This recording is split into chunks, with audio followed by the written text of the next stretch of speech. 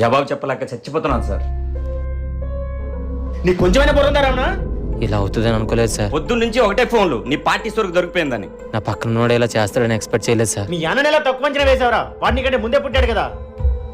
ఇప్పుడు జనానికి మందు పంచకపోతే మనం ఎలా గెలుస్తాం? మీకు ముందే చెప్పాను అలాంటి వాళ్ళు నమ్మొద్దని. నేను చేసిన చాలా పెద్ద మిస్టేక్ అని నాకు తెలుసు సార్, కానీ మా అన్నలు ఆలోచిస్తారని అసలు ఎక్స్పెక్ట్ చేయలేదు. ఇప్పుడు ఏం చేద్దాం అనుకుంటున్నావు? తప్పకుండా ఏదో ఒకటి చేస్తాం సార్. ఏదో ఒకటి చేసి ఆడండి రా, లేకపోతే మనం ఓడిపోయేలా ఉన్నాం. అరే నిన్న ఒక జెండా పట్టుకున్నావు, ఈ రోజు ఒక జెండా పట్టుకున్నావు ఏంట్రా? జెండా ఏదైనా నోట్ ఒకటేరా. నువ్వు కాలేజ్కి వచ్చి 10 రోజులు అవుతుందిరా. 10 రోజులు కాలేజ్ రాకపోతే ఏమవుతురా? కొంపలేమని ముళ్ళుతాయా? చదువుకునే వయసులో ఇవన్నీ కరెక్ట్ కాదురా. 10 రోజుల్లో 10,000 సంపాదించాను రా. మరి చదువు సంగతి తర్వాత చదువుతాం రా, దాని ఏముంది? కరెక్ట్ కాదురా. జ్వరం వచ్చి 10 రోజులు కాలేజ్ రాకపోతే ఏమవుద్దా? ఇది కూడా అంతేరా. ఈ 10 రోజులు నువ్వు కాలేజ్ రాకపోవడం సమస్య కాదురా. ఈ 10 రోజులు నువ్వు చేస్తున్న పని నీ జీవితంపై ప్రభావం చూపిస్తుంది.